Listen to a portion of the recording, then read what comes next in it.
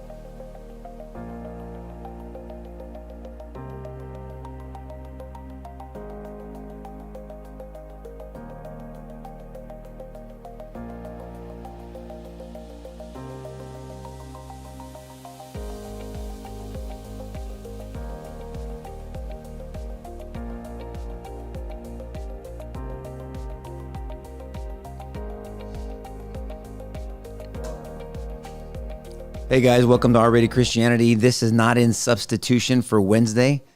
This is a special, I guess, edition, if you want to say. I don't like saying special editions, but we almost came on last night just to talk about the memorial service. I think there's a lot to dissect there. But it just got late. There was a lot of commentary after. It was a Sunday night, so we said, let's wait till Monday, and then we can just chime in and break this up. Because there's a lot to talk about, not just the ceremony itself, what the mission was, or what I think their purpose was, what they ended up accomplishing. The speeches, I think the speeches were important to talk about. I have some criticisms and some compliments, both. The heart of my criticism is going to be 2 Timothy 4, right? 2-6. In season and out of season, correct, encourage, and rebuke with great patience and careful instruction. That's the bottom line. I mean, I'll just be as you know, I'm going to be honest in why I think I had the criticisms that I have. But I mean, I think overall, just the sheer, it was amazing. I mean, how many people? I mean, 100,000. I mean, I don't know what it was. That whole stadium was filled up. It's 100,000 there. Tyler. Is this on? Yep. Tyler has muted my mic. It must have been something I said earlier. I think it was something I said earlier. Was it something I said? No, it's your thing was low. It was at least 100,000 on the internal, inside the stadium, right. And then outside there were thousands more. Well, then there was another stadium. Another venue. Yeah, that's true. And then the number I heard, just in terms of overall streaming. 100 million? Mm-hmm. That's what I heard too. Yeah, at least 100 million, which is, that's insane. It's stunning. Now for me, selfishly as a Christian, I'm a Christ follower. I mean, how do you not want that? I mean, talk about the biggest evangelical movement. This was overtly a Christian celebration. Yes, overtly so. Overtly from his pastor, is it McCoy? Rob McCoy. Rob McCoy. Sorry, I don't know why Roy McCoy. It rhymes at least. Rob McCoy rolls off the tongue. Yeah, that's right. Rob McCoy to Frank Turk. That I thought did a great job. Frank was on really fire. did a good job. Spot on. Who was a mentor to Charlie on apologetics. I'll just say it down the road. Marco Rubio nailed it. I mean, just the end of his speech was insane. If you're talking about gospel, and even the second coming, are you kidding me? I mean, he went all in. I mean, you know, Pete Higgs said, but it was perfectly done. Rubio done. Well, you already know how I feel about that dude. I think he's an exceptional, quote unquote politician, public servant. There are pastors who do that for a living that can't succinctly put it in the way that he did. He's so diplomatic as Can't hear you. It was just very genuine. Tyler's back with us. Welcome back, Tyler. Yes, A welcome. little back. taller than Tyler from Wisconsin. Glad to be Wisconsin. here. Here. But Pete Hegseth, Pete, I'm kind of lukewarm on Pete. I mean, he doesn't bother me. His style is not my style. You found a new way to compliment him without complimenting him. He's coming into his own. Well, I don't know. He just, I don't know. I mean, he's fine to me. I mean, he's a Christian. I mean, I think he's more comfortable in his skin. He's settled into his job now. But he's a Christian, so you expected him to speak about our faith. I thought Tulsi, even though I know she's not Christian, I thought she honored She did. Charlie's faith Beautifully. and Erica's faith. Well, you said she's Hindu, right? She is. So she believes in a idea of a God, but it's not the God of the Bible. Vaishnavism, which is a significant sect of Hinduism. What are they called? Vaishnavism, which recognizes, I think it's non-dualistic Hinduism, but it recognizes Vishnu and Brahman. What's Vivek Ramaswamy? He's Hindu also, right? Yeah, I don't know what branch of Hinduism he is. I don't really know that there's much out there on it, but but it's probably non-dualistic Hinduism. And then you have, Which means that you have Brahman, who is the sort of the supreme being, which is supreme oneness, and then your soul, the Atman, my soul, everybody's Atman. When we die, we get absorbed into Brahman, and we're distracted by ego and selfishness and all kinds of other problems, human problems, and that's what keeps us from speaking of ego, from apprehending. speaking of ego, and selfishness. Heaven. Sorry, I wasn't impressed with President Trump's speech. There's that. Yeah. Well, I'm just being honest. And I'm glad I vented last night to you. I don't think you're alone. Yeah, I was not very impressed with it. I was surprisingly impressed with Don Jr.'s talk. Yes, that was surprising to me. And then Yes. Erica, forget about it. I mean, she was just, I mean, just from her poise to her words to her message. I mean, the example she laid down with forgiveness was amazing. So we're going to talk about all these. I mean, there's other people in there. I thought there was some people early on that were trying to fit, I'm not a big, Benny Johnson, I like what he advocates for, but he's not my style. I didn't really, everybody wanted to step into the role, it seemed like, and they're trying to take over and get the attention. There's two ways you deal with a huge amount of attention. With tremendous grace and humility and understand the severity of the circumstance, or you just kind of a kid that is on stage for the first time during during a play, and then you fumble the ball. I thought a lot of people did that, and not a lot. I mean, I can think of 3 that I heard that I was like, all right, man, this is not a rah session. I mean, this is a memorial. That means you remember somebody. You talk about the person. You talk about what they held dear. So, I mean, if somebody would have mentioned MAGA or Trump or something, of course, Charlie supported that. Conservatism. Sure. Christian, of course, his faith. I mean, that was what he wanted to be remembered for. Sure. But the whole, I don't know, man. Maybe I'm being overcritical. I'm happy to be wrong, but it's just my opinion. It's just that some of the people. If you're coming out as an apologist, you have to think like that. As an evangelist apologist, you got to think about the audience. Yeah. Not everybody's a Christian.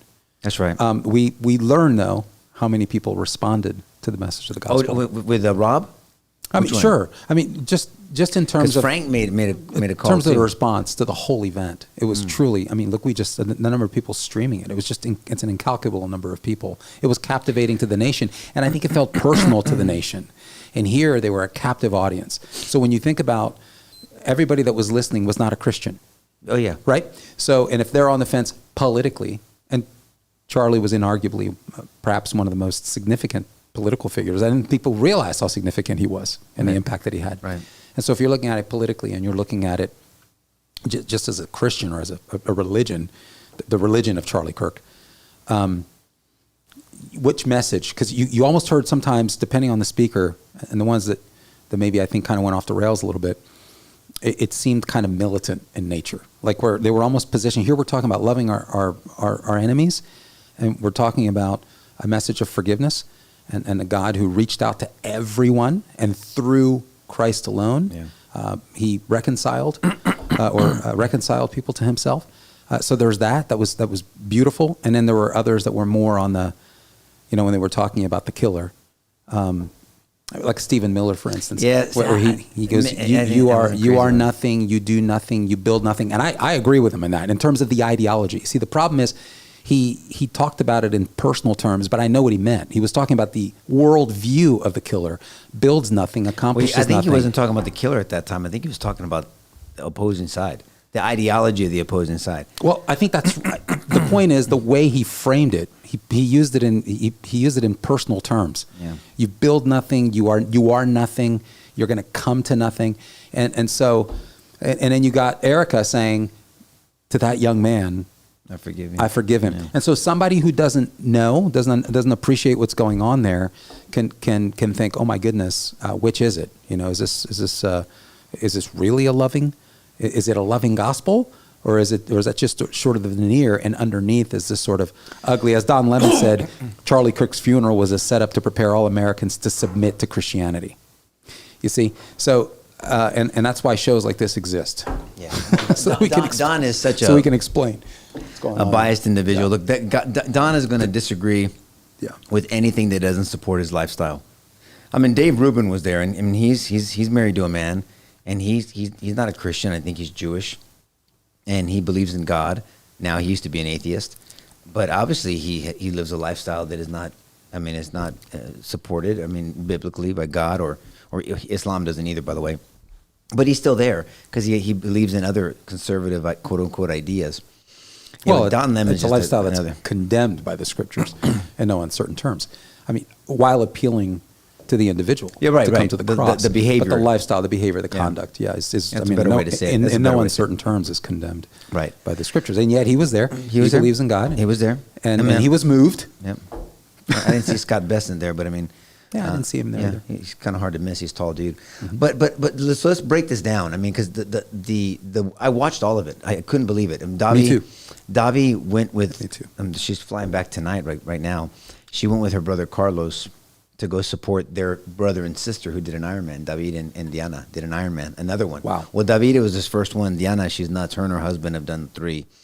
Yeah. So Davi surprised them. Carlos and her surprised. Today's my mother-in-law's birthday, by the way. Mamichis. All right. Feliz cumpleaños. Happy birthday. So and then Diana's in 2 days. So so she's coming back. So I had the kids and we just hung out. My parents left after breakfast. I said, I'm just gonna watch this thing. I got nowhere to go. Davi's not here. I'm gonna work around the house a little bit with the kids. Yeah. And so I had it on the phone, and so I took it wherever I was at. And I watched it from the worship to Trump.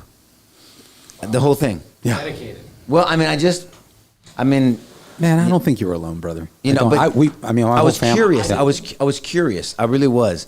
I was really curious what Erica was going to say and what Trump was going to say. Mm-hmm. I mean, I expected Rubio to give a good message. J.D. Vance did a good message, and I loved his honesty when he said, "Look, I've talked more about my faith in these last 2 weeks than I have my whole life," or whatever he said. It was an honest question. It was just an honest statement. You saw a boldness in him about it. And I think, and this is my point, boldness begets boldness. I mean, so if somebody's bold and someone can actually defend their faith. Charlie was a good apologist. I mean, Frank Turek is an apologist, and he was one of his mentors. Obviously, Rob is his pastor. And from what I understand, I didn't follow Charlie. I mean, I knew who he was. I mean, I supported most of what he advocated, that I heard at least. I didn't follow him per se, but I've seen enough of his videos. I've seen more now, obviously. Yep. But my understanding, he was a ferocious studier. I mean, he just really and he's obviously a very intelligent guy. Mm-hmm. But he studied, he cared about, he knew this was his job, to go out there and make a case and advocate, not only politically, but also biblically. And look, you have to study. Sure. Like, was it 2 Timothy 2:15? Do your best to show yourself approved to God. A worker, means you have to work, who's not embarrassed, Charlie wasn't embarrassed, to properly handle the word of truth. Now, Charlie was wrapped in flesh, so that means he was imperfect. And there's a lot of lies going out there, but that's typical. It comes with the territory when you're advocating something. People taking statements out of context. I mean, if you go to Matthew 23, and Jesus is talking to the Pharisees, or Holy Monday, or when he's in the temple with the money changers, and you take a snapshot of him talking the way he talked to the Pharisees and the 7 woes to the Pharisees, or on Holy Monday, or you're going to say, man, that Jesus dude's a prick.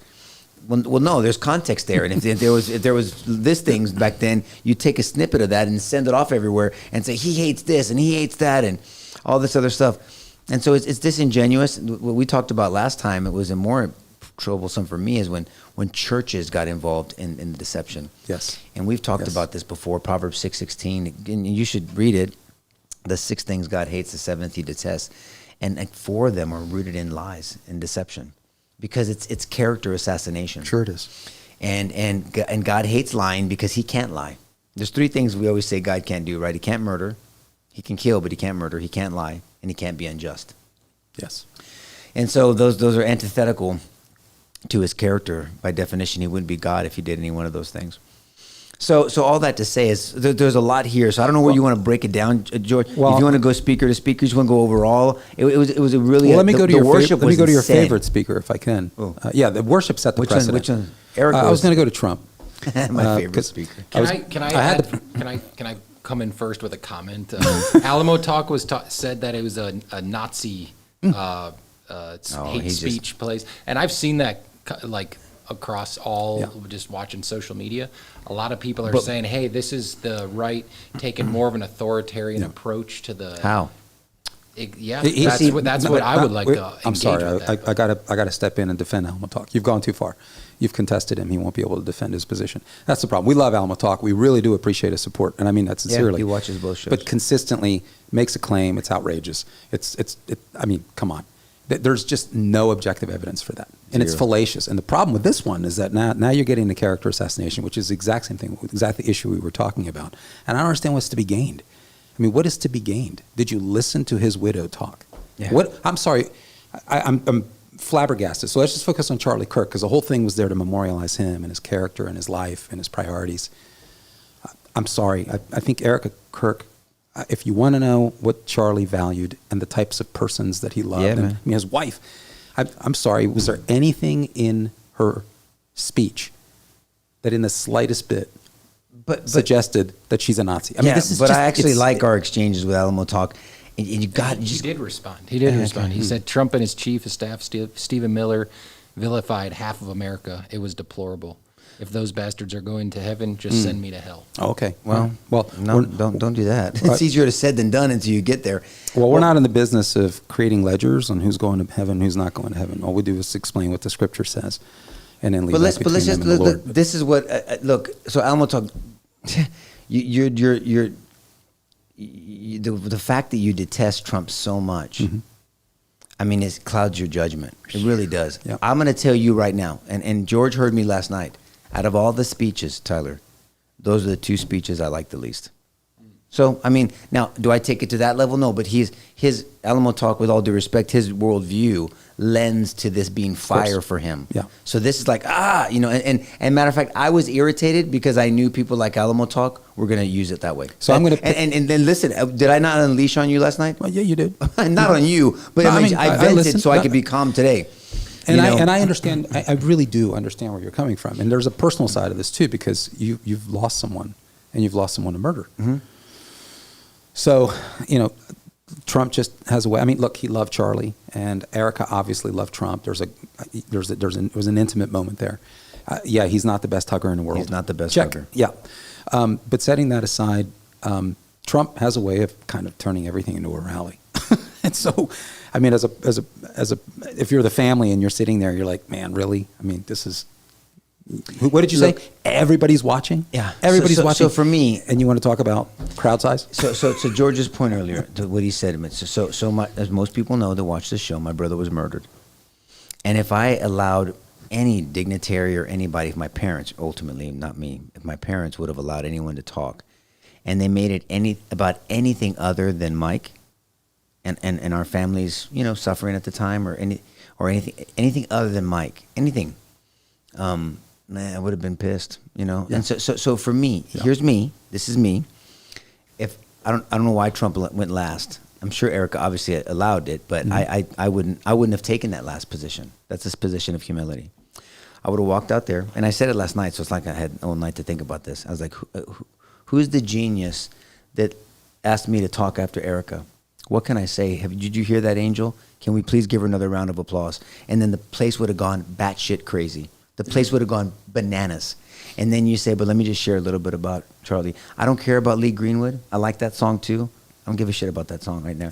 Yeah. Unless Charlie liked the song, it's about Charlie, and so it felt like a rally. It felt like a rally because it was kind of structured a little bit. Yeah, like I know, a but rally, and then the song, that's where. yeah. Look, if that's what Erica wanted, then I'm okay with it. Okay.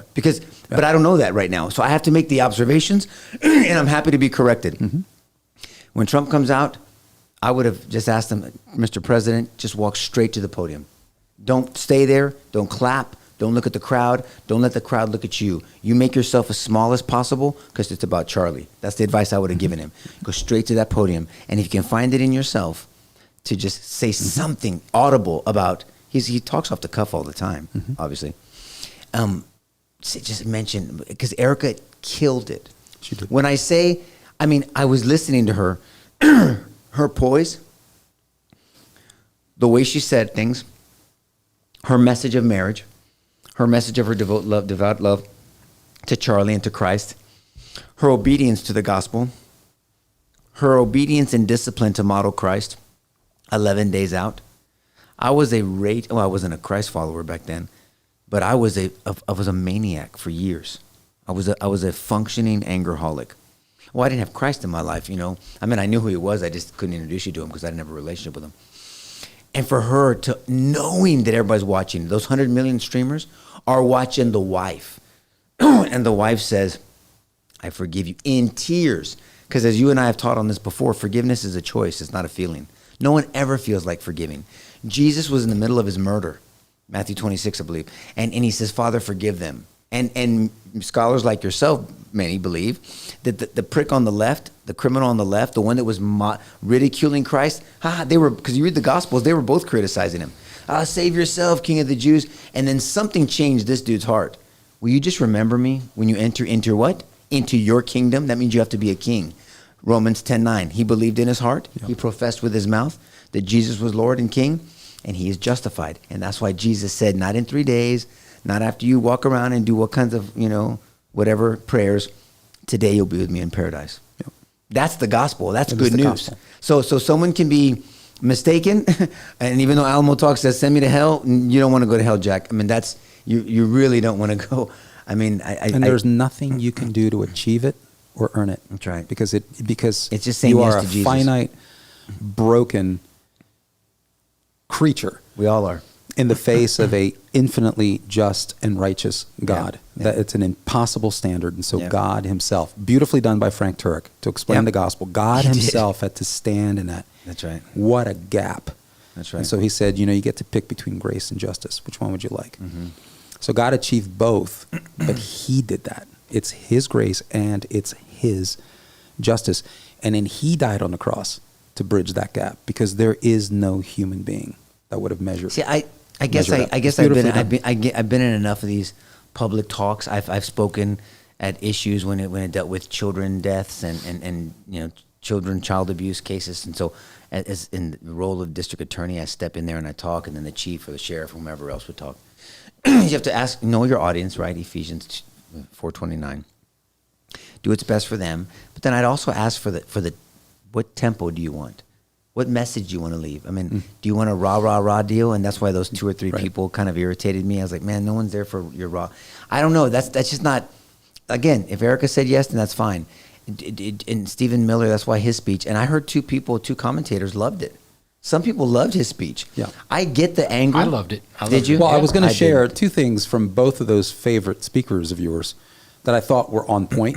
I'm not saying some of their substance wasn't okay. That's all. But I think it tapped into 2 sides of the rally, or excuse me, the memorial. There I go, because I was thinking Trump. See that? So Trump says that Charlie was one of the giants in our nation. I think after watching yesterday, even people who didn't know him, is there any question about the impact of this 31-year-old young man? Truly.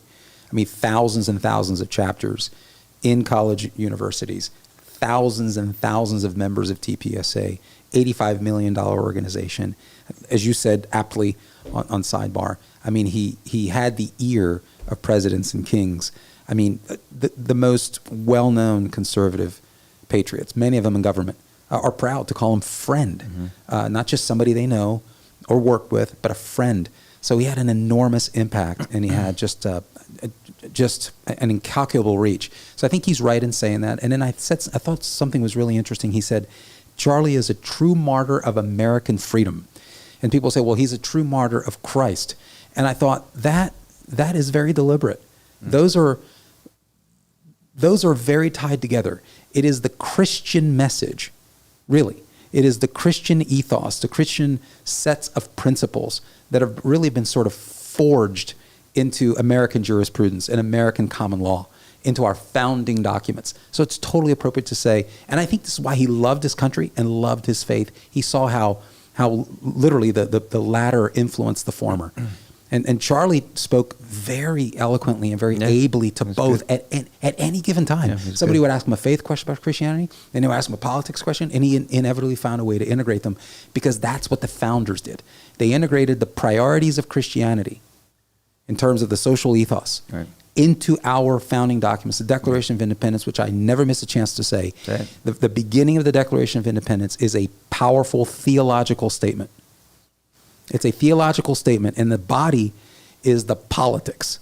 What are the political implications of adopting the theological premises of the Declaration of Independence, if in fact the Creator exists? Truly, how shall we live then? And I thought that's beautiful. You see it, and I think, he just genuinely loved his faith. He was an authentic Christian who knew what he believed. He knew the scriptures. Yeah, he did. Well. He didn't say, well, I believe this, but he was able to take it back to the scripture and say, this is what God has said, and I believe it. And then Nico immediately turned to politics and say, consequentially, here's what my politics looks like as a result of my commitment to my faith. And so I thought what you saw at that I think beautiful memorial was a marriage of the two. Yeah, he was a martyr for Christ, but he was a martyr for American freedom, and they're not in conflict. But see, that's where I'm gonna, because I like Ellen, we'll talk from our exchanges online. I call bullshit on it. You can't look at it, and Mark Antoine, that's not his real name. I know his real name, but I don't want to say it. They make the indictments as this and that. It's like, how do you compare the two? So you have George Floyd, who was not a significant political figure or faith leader. He's an image bearer of God, so he did not deserve or shouldn't have died at that moment. I get it, but you can argue all the reasons, and Charlie had his opinion, everybody, and that's part of the reason why he's divisive, and the truth divides, by the way, so that just happens. But my point is, whatever the issue is, I mean, there's destruction on one set of ideas, one ideology, there's destruction, death, fire, violence. Sure. And then on the other side, there's vigils, prayer, and there's this. And it's indisputable. I mean it's right here. So glaring. Did you see? I don't know if you saw that video flying around where they're showing both. I mean, they're running these videos. Yes. On the left and the right. Yep. I mean, not one act of violence. Sure. Not one. And Erica pointed that out. I mean, so you have to ask yourself, okay, which one do you want to live in? Now, that doesn't mean that conservatives or Christians are doormats.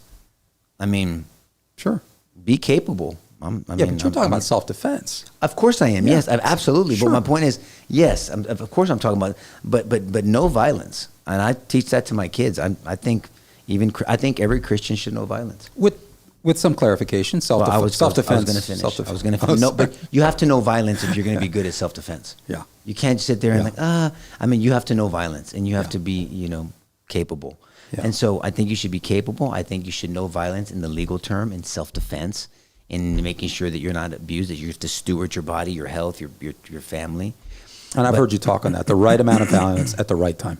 That's actually the law, but yes, proportionality and then timing, right? The reasonable belief of apparent danger in his imminent is the legal standard, by the way. But all that to say, none of that was, and that's why, again, I have to go back and listen to Stephen Miller, because I'm sure I'm going to agree with a lot of Can I share with you what I would couch as righteous anger? Because it's appropriate. There were people who I think expressed it. I mean, seriously. I mean, it's not kumbaya. I mean, you had a young man who was inviting debate. This is what he always does. That's right. And that's it. That was his crime. He showed up and he was answering questions. He was sitting in a tent in the middle of, and he was alerted. In fact, they shared that. He was alerted on his way in that there are thousands of people. They're about 3,000 strong and a significant contingent was hostily so against him. And he looked forward to it. And he went in there and he sat there with a microphone. And he was killed for it because he was saying things that were unpopular. So there's that's outrageous. That should never happen anywhere, much less here in the United States of America. Okay. I mean, the free speech, it makes it all possible. The First Amendment is a precious amendment. Without it, tell me. Yeah. I mean, so here's what Stephen Miller said. And it was, I thought, the most appropriate. And I went through it to pick out, I think, that kernel. Quote, "The day Charlie died, the angels wept. But their tears have turned to fire in our hearts. Resolve." Quote, "You have nothing. You are nothing." Who's he talking to? Charlie's enemies. "You are nothing. You have nothing. You are nothing. You are wickedness. You thought you could kill Charlie Kirk. You have made him immortal." Now, in the context of everything he was talking about the worldview that drove Tyler Robinson to blow this 31-year-old father of two precious children and husband away because he didn't like what he said. Yeah. That's outrageous. Yep. How does that not, even in you, Alamo Talk, how does that not stir up righteous anger? Who gives a shit what party he's from? He was sitting there. If that was a Democrat, I would be outraged. I would too, yes. I would be outraged, brother. I would. I agree. It's disgusting. Truly disgusting. That's what we're trying to say here. I guess for me, the amount of rage I had after Mike passed away, it was everyone saw it. I'm sure they were wondering, like, gosh, how long is it going to be till this guy just destroys himself or others or ends up in prison? It was that level of Consumed rage. You. Brother, it was all. I sat outside my house for at least 2 months with a gun in my lap, challenging the devil to come back. I said, "Come back, you motherfucker! Now that I'm ready for you." I mean, I just said, sorry if any kids are listening, but that's what I said. For months, I was sitting there because at 2:14 in the morning, I wasn't outside. I didn't know. I mean, Mike was just coming back. Friends were going to come over. These people were carjacking women. They followed a young lady home, and Mike got in between, told her to run, and they shot him in the face after they asked for his keys and wallet.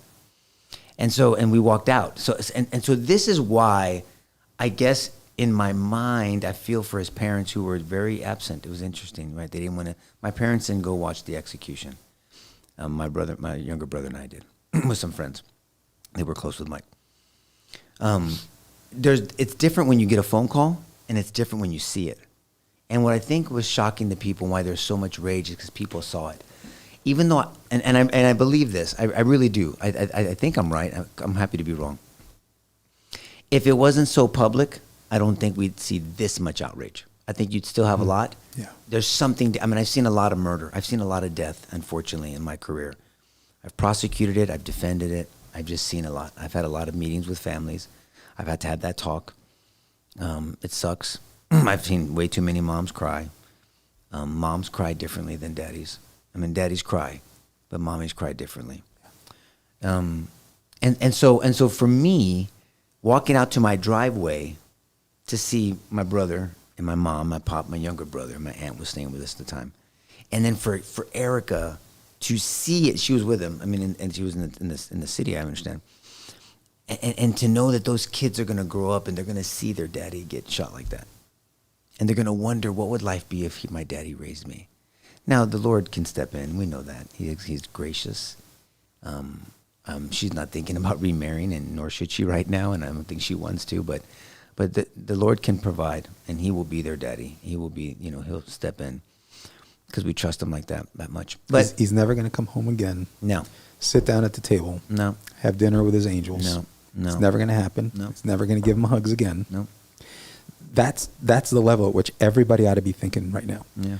And people that can reduce Him no farther than an alleged partisan racist, which is outrageous. There's something wrong. And anybody who's listening, I really don't give two shits what party you are. Step back and really ask God to help you do an honest inventory of your soul. Yes. Something is not right. That's right. I think at some level, I think you're a danger to yourself. Never mind others.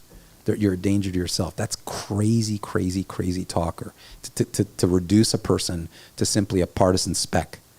I mean, I was moved I was moved from beginning to end. It was good, man. Because it really wasn't partisan.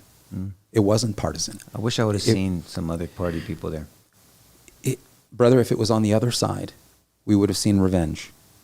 History shows revenge. Oh, yeah. This was revival. Yeah. That's the contrast. Yeah, that's good. This was a call to revival. There's no revenge here. It's a revival.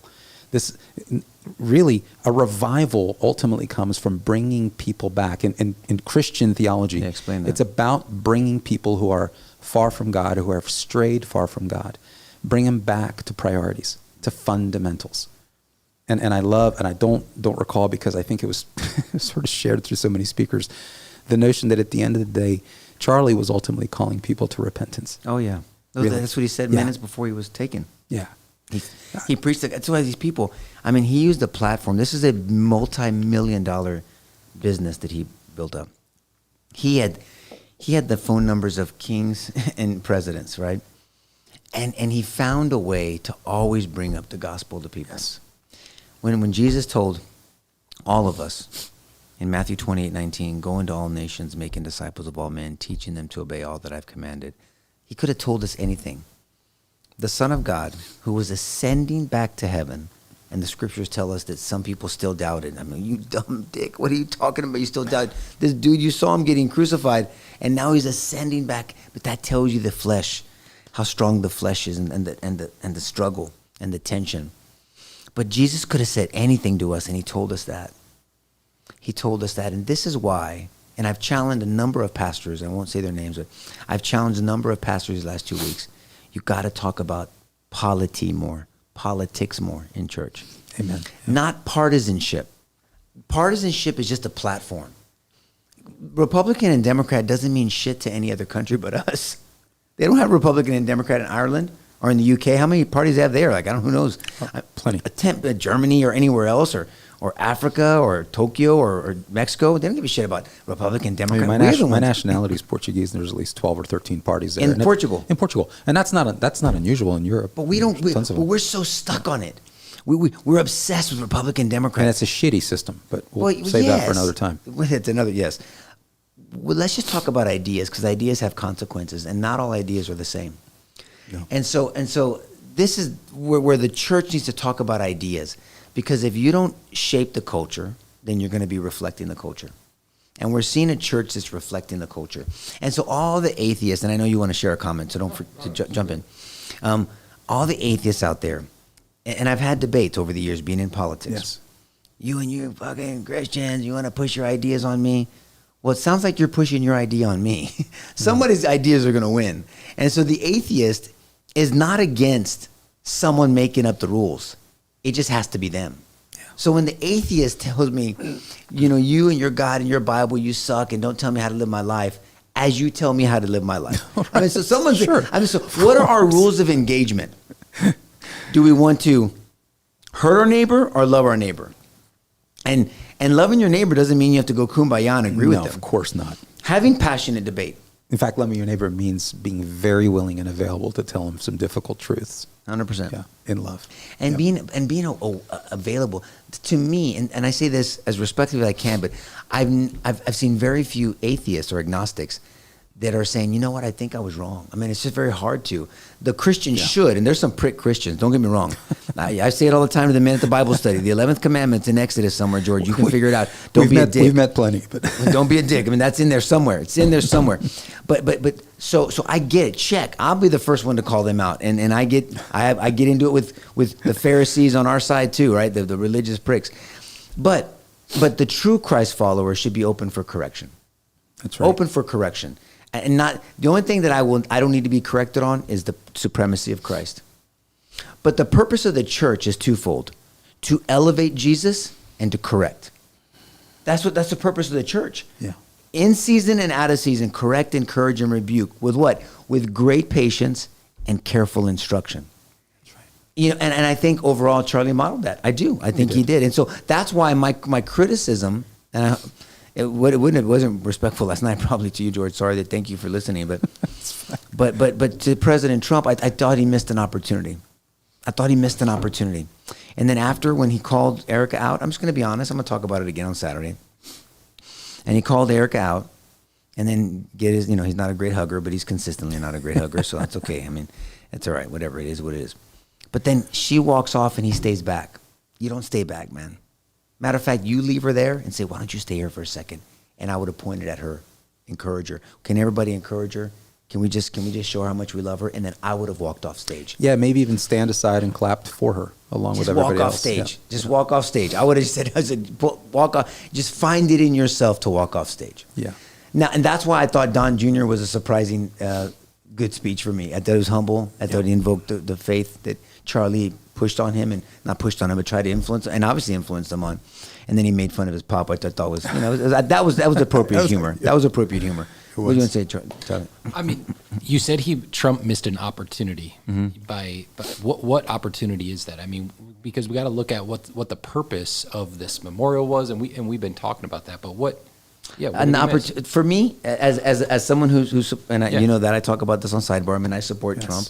I support his policies. I'm not afraid to criticize him. When you have to, because that's what the Christians should do. It's not my tribe versus your. I'm part of heaven. And in heaven, and no one walks on water except for Jesus, and he's no longer on earth with us. So everybody, including myself, gets criticism. Hopefully it's constructive. He missed an opportunity to show people that he's not a selfish prick that most people think, that Alamo Talk thinks, and that he's haughty or that it's about him, and it always has to be about him. Okay. And then also, I think he missed an opportunity to even elevate Erica's speech even more. She knocked it out of the park. I mean, I wouldn't have wanted to go after her.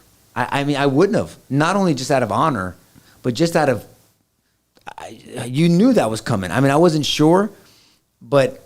I agree with those, Samantha. That's it. Like that's the opportunity. I'm not saying, and one thing as a Christian, this is a Christian podcast.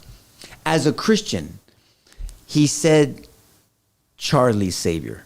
And my heart grieved because I want Alamo Talk. I want him to go to heaven. Yeah. I want Trump to go to heaven. I want Mark Antoine to go to heaven.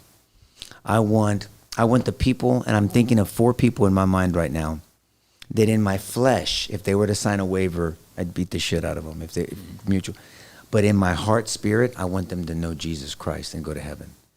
To include the people that stole my brother from me. To include them. And I showed that when I met with the dad and the grandpa of Kenneth Foster. And so that's the calling on the Christian. That's the calling on the Christ follower. Again, it doesn't mean you're a doormat. There's no piñatas in the Bible, and so no one gets to swing at me, and it's a one-way hit. And I'm not a punching bag. And no Christian should be, by the way. And Jesus wasn't, by the way. But that's it for me. For me, it's about being obedient to God's word and to really listen to Matthew 28:19 and to fish for men. I can definitely see it in that light. I just thought Trump, just honored Charlie by essentially showing how big Charlie was, how influential he was. Like, hey, he basically gave Charlie the credit for getting him elected, and he did. And I thought he properly did that. But I do agree with you. I feel like Trump should have gone second. He should have. I think so. This is my opinion. I just think that look, let me give you my examples, okay? Why is he talking about Biden? Yes. Yeah. Don't get me started. Why is that necessary? I'm just saying. I agreed with that. I have a short list.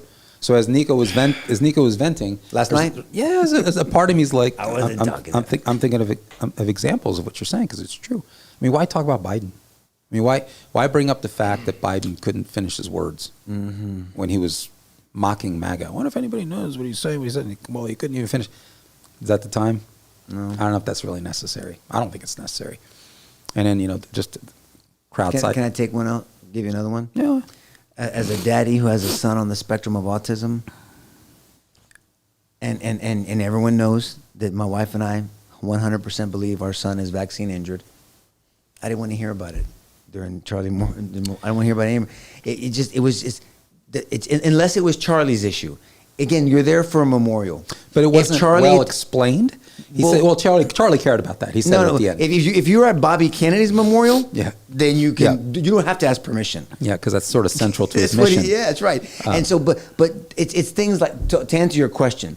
Now, yes. I think people looked at it a lens of that. Oh man, but they saw the thing, and for me, because I want to change hearts and minds. Yeah. And I want people over anything else, I want people to know Jesus. I do, because I've seen it in the justice system is a social experiment. And everybody lives life with their ideas. And then something goes wrong and marriages break up and people make bad choices and then people end up in the justice system.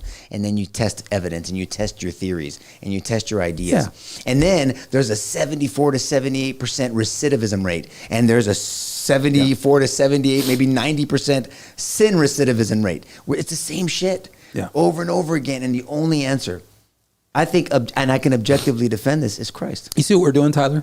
We're looking at it from somebody who's not a Republican, who's not a Trump supporter, but who's an image bearer like we are and desperately needs Christ, and maybe is on the fence. And we're saying, is there any legitimate criticism there? And I guess what we're saying is, if you look at pick a speaker from Pastor Rob McCoy to Frank Turek, to even Jack Posobiec and some of the other dudes that were his friends, or those people, even Benny Johnson and Marco Rubio and J.D. Vance. There's a thread. There's a thread across every one of their speeches. Mm-hmm. We're going to isolate those things that best represent what Charlie loved and cared about, and then we're going to hammer them home. And they were two things: he loved the Lord Jesus Christ, and he loved free speech. Yeah. Right? And because America has really sort of grown out of that First Amendment, really, because everything else literally collapses. Yeah. They hammered that home over and over and over again. And so I think it's a humble and appropriate formula to follow. And Trump deviated from that. So would you say Trump blew the whole memorial then? I mean, are you? That's a great question. No, I don't. But I'm a trial lawyer, so you bookend. You opening statements and closing arguments. And for me, as forget about Republican, Democrat for a second.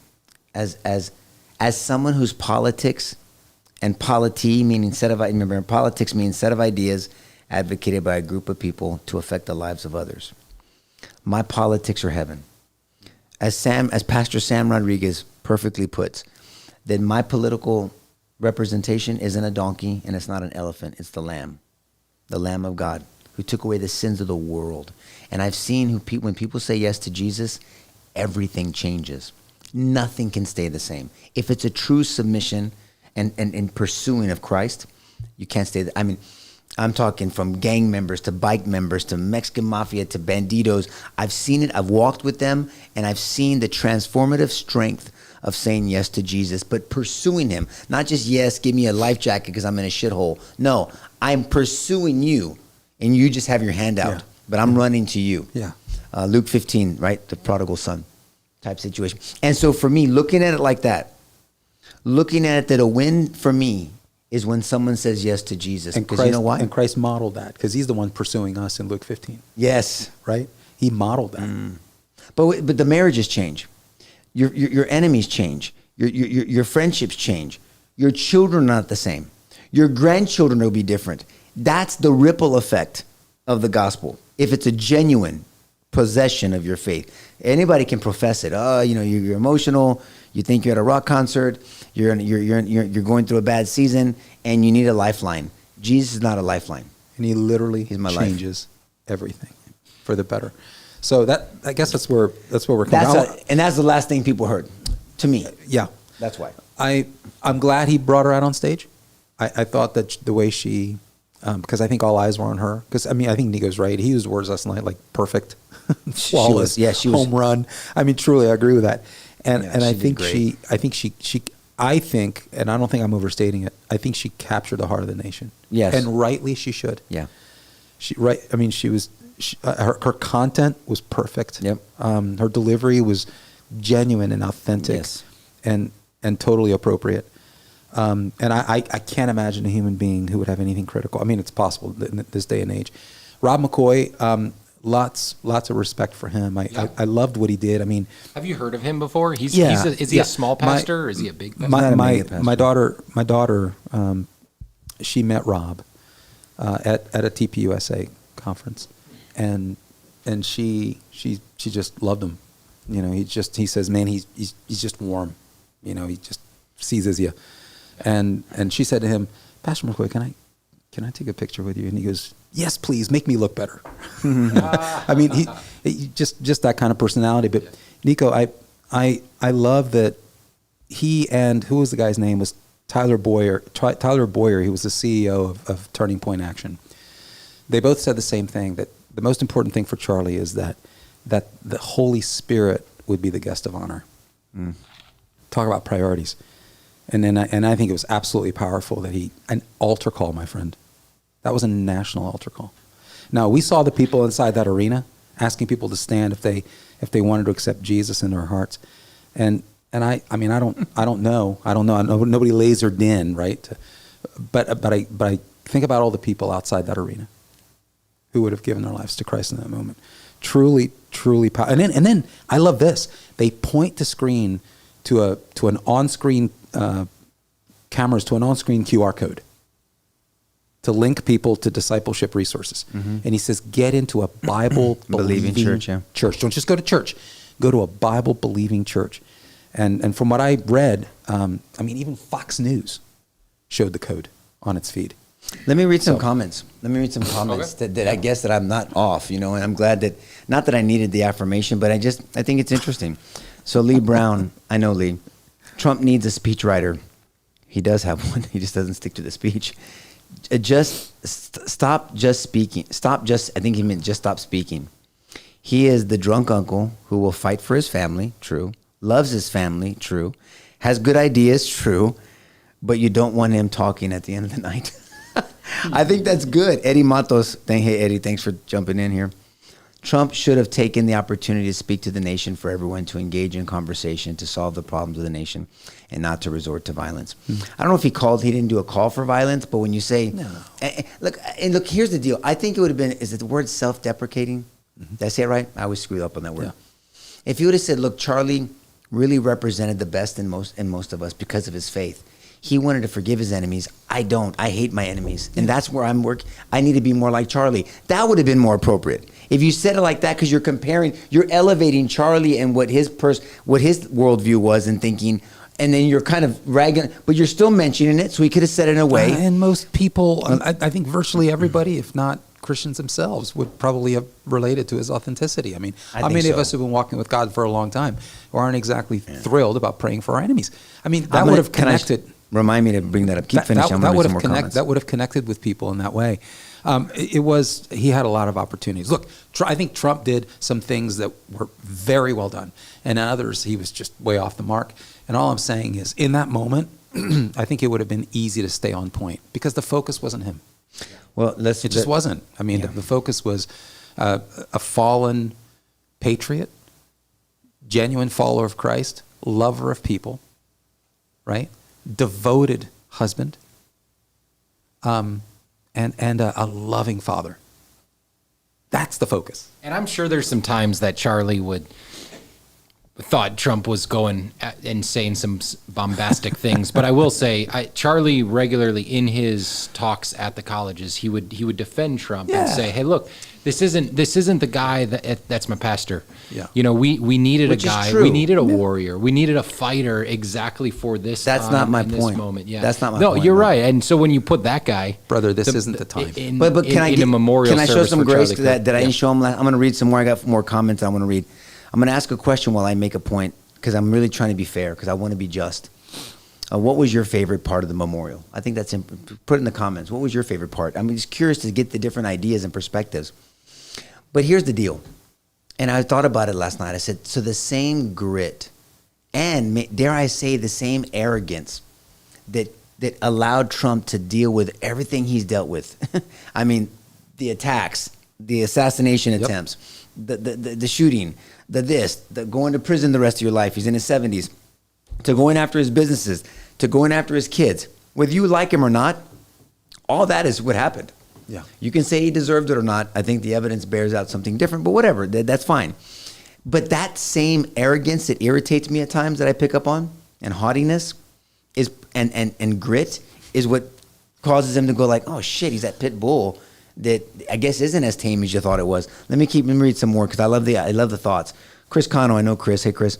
Memorials typically focus almost exclusively on the person who passed, which is true. So when Trump shifted to himself for his achievements, it felt off. I think that's a fair assessment.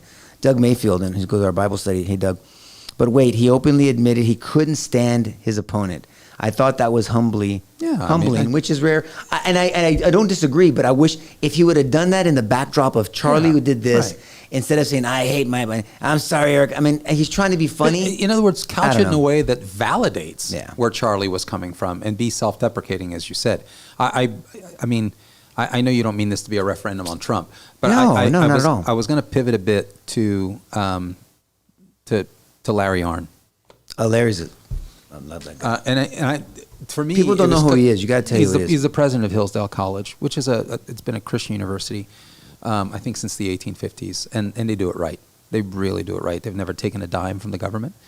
They're enormously successful, and they have some great scholars. And I mean, I've just, what can I say? It's a fantastic institution. If the freaking Charlie's the newest one. If it wasn't, no kidding. If it wasn't in Michigan, I'd probably frequent it more. But I'll stick with Biola for now. So think about what he said. I mean, this guy is an academic of academics, truly. Larry is, yeah. So you had statesmen, you had cabinet members, you had just the volume of people, and you had financiers. The first speaker I thought was interesting, the story of the Dunn family, Rebecca Dunn, talking about how Charlie first came to them and 25,000, I'll match it. Yeah. Yeah.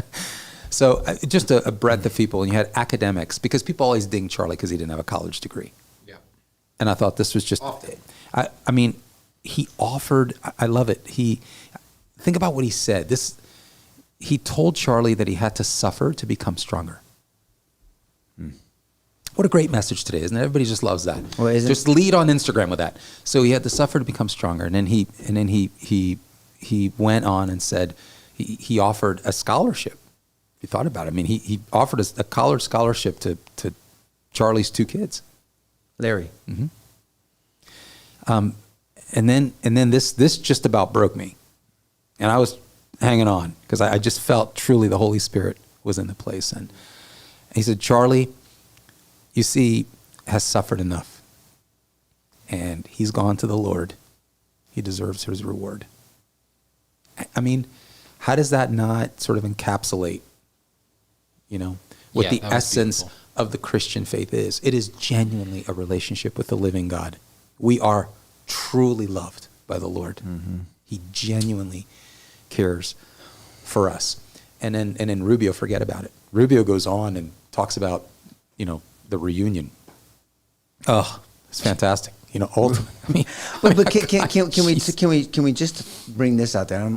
I want to keep talking about some of these talks and speeches, which Larry was really talking about James 1:2-4, right, in Romans 5:3-5. But why? I think should be a referendum against many small C churches. Why are we hearing better gospel presentations from people in public service and politicians than pulpits? Well, I mean, J.D. Vance said, "Look, I love the honesty. I love the honesty. Yeah, on him. Yeah, but what I'm saying is, Frank has been consistent. Rob McCoy, I know who he was. I've never heard his teaching. I know who Jack Hibbs is. I think Jack Hibbs is a bold, good teacher of the gospel. Obviously, Rob seems to be as well. I love that he made a call to faith. Yeah. And how do you miss that opportunity? That's what Charlie would want. I mean, talk about honoring. I mean, his whole mission was for people to know Jesus. But park on that first question, though. How is it that you can be in public office for so long and not show your faith? I mean, brother, politicians are... I was in it. Yeah, but they're products in the culture, too. I mean, before you made the changes that you made, you used to think a certain way, and that was the way to think. And you were okay with it because you weren't as intimate with Christ as you ultimately became. But the American educational apparatus says you don't talk about your faith in the public square. That is an artifact of left-wing indoctrination. Yeah. Because the less you talk about it, the less relevant and pertinent and central it becomes to a conversation. And Charlie flipped it and went back to the way it was meant to be. Yeah. That your religion, that which you hold most esteemed and most valuable, which is the Creator God and his sacrifice on the cross through his son, Jesus Christ. That's central to everything. And so that should influence, it should inform, it should shape and frame everything else. So Charlie flipped the narrative. And because of his life, a 31-year-old kid, he's empowered politicians to come out there and sound like preachers. I'm telling you, I made a copy. I did. I printed out what Marco Rubio said. I have it in front of me. I won't bother reading it. But read the last part. Well, it's so good though. I mean, he was talking about, I'll start here. He says, I hope many who are watching, I imagine there are people watching here tonight that didn't know much about Charlie Kirk about 11 days ago. Maybe they were disengaged from politics. Maybe they were partially engaged. I hope one of the things they take from this is that the movement Charlie Kirk led and started and gave fuel to was about politics, but not only about politics. It was deeper. It was broader. And I would say that, taking the liberty, but I'm confident he would agree. One of the things he wants us to take away from this, from all of this, is the following: his deep belief that we are all created, every single one of us, before the beginning of time by the hands of the God of the universe, an all-powerful God who loved us and created us for the purpose of living with him in eternity. Think about that. You can't say it more appropriately and beautifully than that. Keep going. But then sin entered the world. He's a preacher. God, he is. Keep going. I know. I loved it. This is Preacher Rubio. But then going. sin entered the world and separated us from our Creator. And so God took on the form of a man and came down and lived among us. And he suffered like men. And he died like a man. But on the third day, he rose unlike any mortal man. And to prove any doubters wrong, he ate with his disciples so they could see. And they touched his wounds. He didn't rise as a ghost or as a spirit, but as flesh. Important theological statement. That's right. That's right. He rose. This was a resurrected Bodily body. rise, yeah. And then he rose to heaven. But he promised he would return, and he will. That's Pastor Rubio. And when he returns, keep going. And when he returns, because he took on that death, because he carried that cross, we were freed from the sin that separated us from him. And when he returns, there will be a new heaven and a new earth. And we will all be together. And we are going to have a great reunion there again with Charlie and all the people that we love. The Secretary of State. I would not have changed millions of anything. people. That is perfectly I mean, said. isn't this Now, an answered prayer for just Christians? It flew out of his tongue. It just flowed out of his tongue. He wasn't reading shit. It didn't seem like it. No. He could read it. I mean, well, there were teleprompters, but it's his speech. Marco, but even if he wasn't, he's not. You've seen him talking. He knows what he's saying. In front of people. He and I've seen him talk about his faith before, and he doesn't have any problems verbalizing this. So to your point, these are people who are convicted by this. Charlie's death and everything in the last 11 days, there's a new empowerment. There's this. The reason this felt personal to the nation is because it was personal.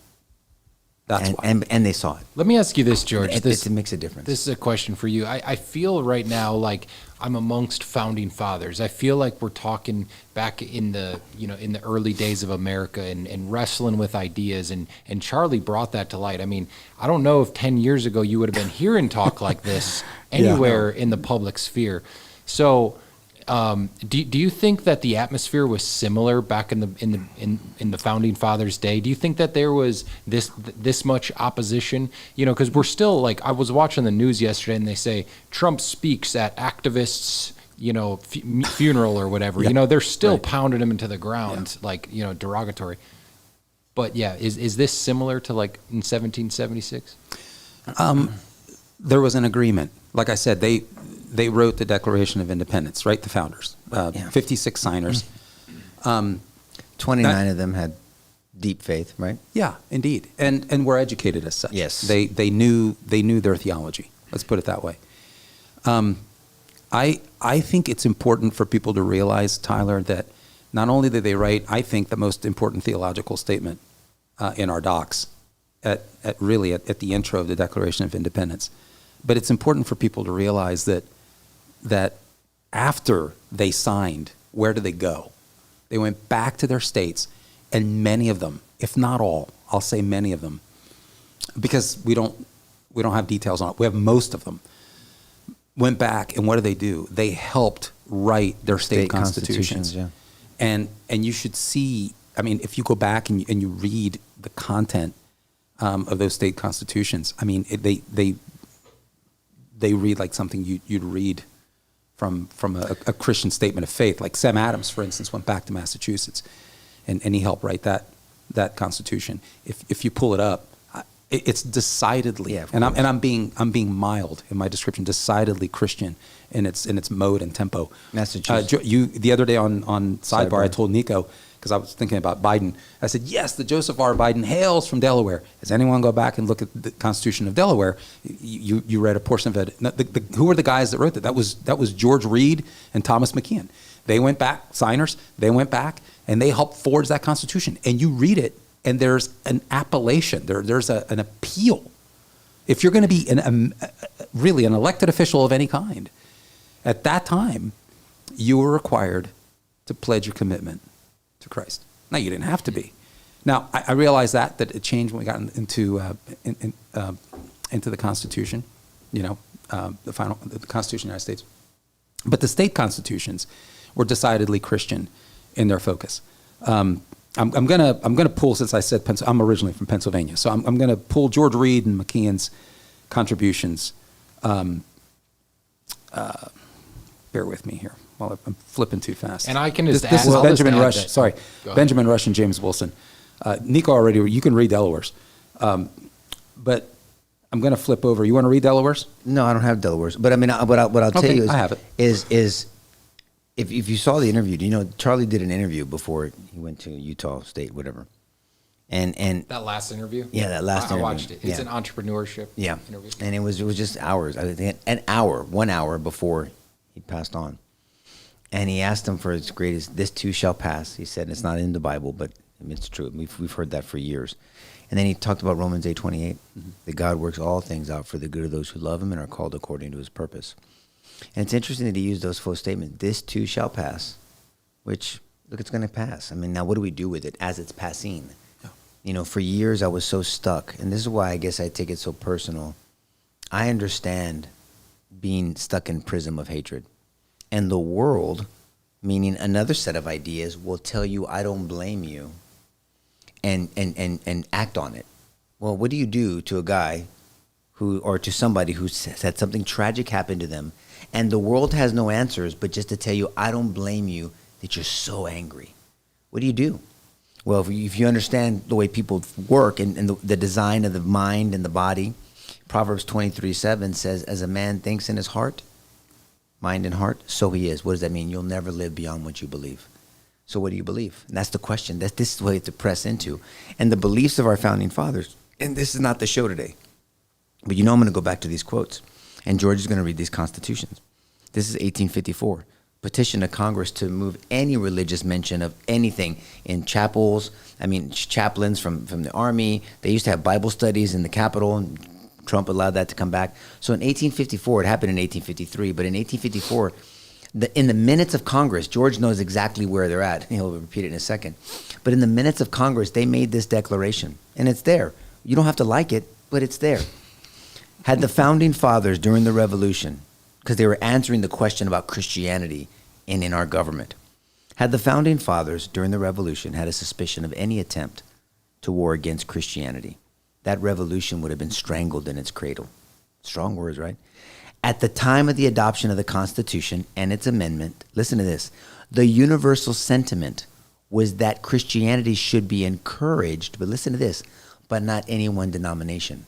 Not any religion, but hopefully Christian. It was Christianity. 97% of Americans back then were Christian. It was all about denominations, Catholics, Protestants, Baptists, Dansbury Baptists, all that stuff.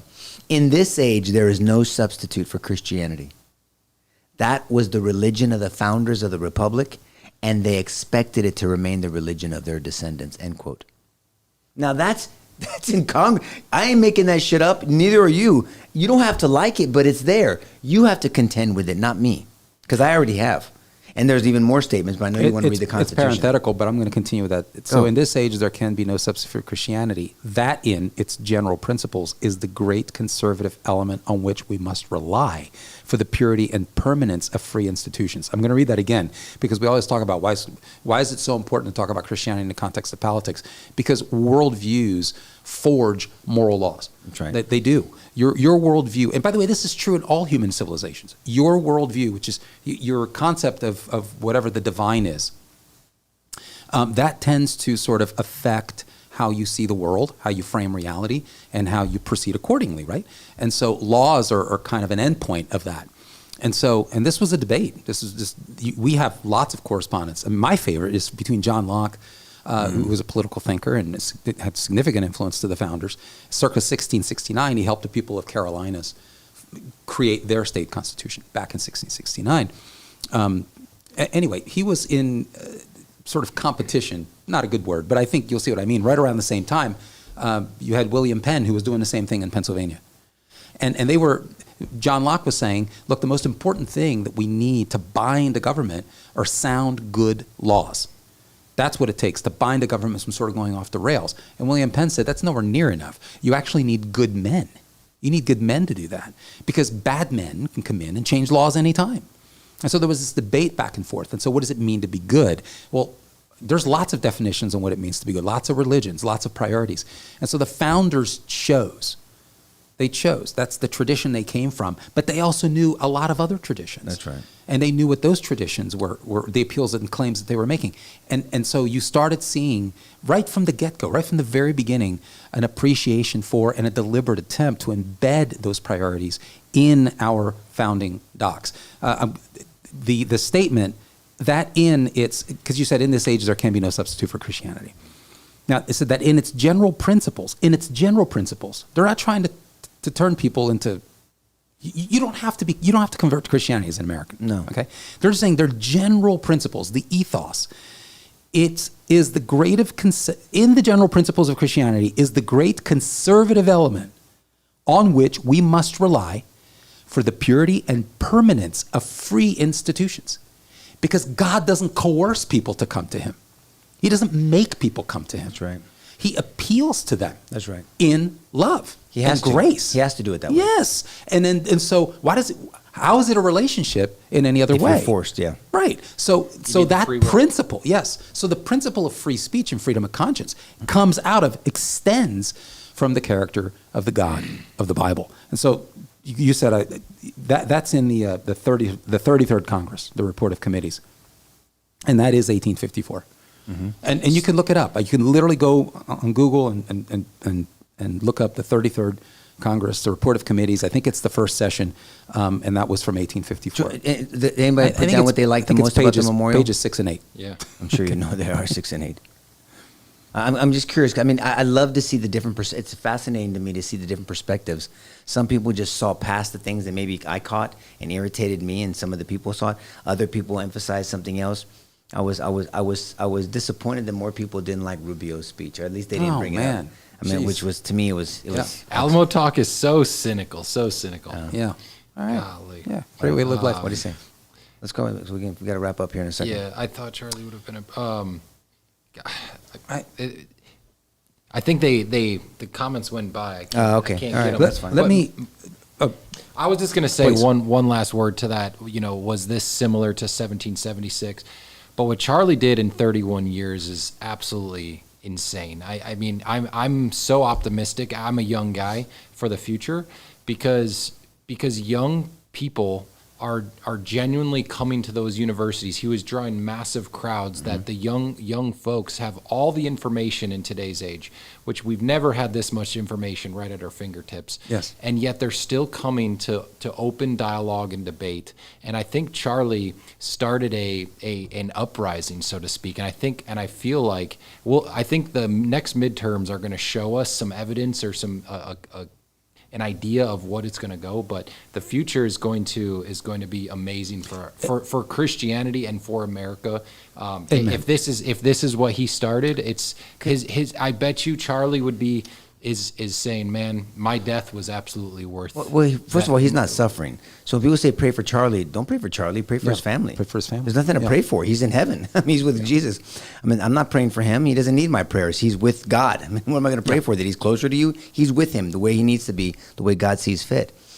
But what I challenge people like Alamo Talk is what worldview, what do you not like about Christianity? I mean, yeah, you can get into conservatives and liberals and this and leftists and progressives and all that other shit. We live in this world of tribalistic mindset. You're not my tribe. And the problem is when you're not willing to, which is why I like Bill Maher. I don't agree with him, but I like him because he disagrees with his side. I've not seen that from Alamo Talk. Did you see him with Tom Homan by chance? I didn't. I want to see it. Send it to me. Was it good? Yeah. Okay, I want to see. Really good. Okay, I want to see it. But see, this is the way to sit down with people, to bring your ideas to the arena, and then spar with ideas. It's called critical thinking. Truly. And as we say all the time, and you're going to continue to hear us say, university ironically means unity in diversity. University. And that's not what's happening. Charlie was trying to bring that back. Bill Maher models that in his way, not at universities, but in his show, which his side doesn't do. And Alamo Talk doesn't do. And Bill Maher said that with Tom Homan. He's like, hey, the left, I invite them on this show. They don't come. Republicans, every single one of them will come down. I mean, Alamo Talk, how do you deal with that? You know, how do you handle that? He'll find a way to do it. But it's not about being right. I don't want to be right. For me, winning is when someone says yes to Christ. That is the fact for me.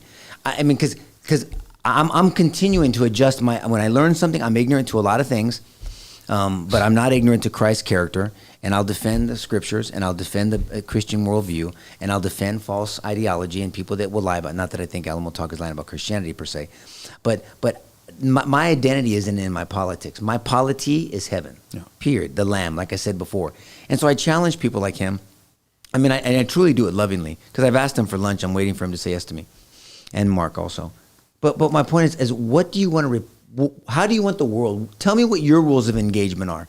That you just hate all conservatives. That you hate all the Christian worldview. What do you want to replace it with? Love your neighbor or jack your neighbor? Which one do you want? Yeah. Because in the jungle, no one gives a shit that zebra is somebody's mom. Yes. I wonder if that's someone's sister. You think that's someone's daughter, George? If we're lions, nobody cares. It's a lion. That's a zebra. Survival of the fittest. That's what happens when you don't have guardrails. When you don't have something transcendent outside of time, space, and matter to answer to and for. And there is no true justice. 100%. How do you have justice when somebody mows down 25-year-olds and then they shoot themselves like the coward that they are? That's right. Now what? I mean, and how much? There's no justice. How do you deal with that if you don't believe that there's a transcendent, intelligent designer of this universe? I just think it's a very sad life to me. And so my hope and my prayer and my passion, George and I, you know that we've been on this journey for 16 and a half years together in the men's Bible study and podcasting and whatever. It's just about introducing people to truth, and the truth doesn't come from Nico LaHood. No. And if somebody doesn't like my opinions or my ideas, you don't. It's not mine. I do my best to mold, shape, submit, and be obedient, and dare I say, herald the King's message. That's what they did in the day. Paul calls us to herald Christ's message. That's right. The heralder used to come to town and get that scroll and open it up and say, "Hear ye, hear ye." In the public square. King Jesus says this, therefore, blah, blah, blah. Not, this is my opinion, or, nobody gives a crap about the heralder's opinion. No. They just want to hear what the king had to say. That's right. And that's why Paul calls us heralders of the gospel. And that's what we should be doing. And dare I say, people should be reading the gospel through your life. Live it out. If you're a hypocrite, and we're all flawed, but man, don't deliberately be a hypocrite. That's right. I mean, do your best to be obedient. Submit yourself, study, and share. Share the gospel in a way that you think makes sense to people without compromising truth. Amen. Anything else before we go? Any comments? Nobody? What did they like about the memorial? So we wrap it up? Yeah, I'm curious to know too. Nobody say anything? All right. Everybody's, I think with Trump being a little bit off keel, I think that was kind of I think everybody agreed on that. Mm-hmm. I think so. I agree with that sentiment ultimately, right? We changed your mindset. Yeah, you're open-minded. Hey, I'm open-minded. You're open-minded. I'm Wisconsin. Yeah. Wisconsin. Yeah. All right, guys. Thank you. Hope you enjoyed this. We're just talking it through. That's what we should be doing, sharing the information, opinions. My opinions are based off of a biblical understanding of what the God of the universe, my Savior, truly my Savior, Jesus Christ, who's God incarnate, wants me to believe. He died and suffered naked on a cross for my opinion. I don't have an opinion. My job is to know what he knows, to love what he loves, hate what he hates, and to hold sacred to what he holds sacred. And that's how I hope to live my life, imperfectly, but perfectly stumbling towards Jesus, right? Because I'm stumbling in the right direction, I hope. God bless you guys. Share this with someone you think may benefit from it. We're still going to have Wednesday night. Don't think we're off the hook here. This was a special one. So hopefully we'll see you Wednesday. God bless you guys. Bye-bye.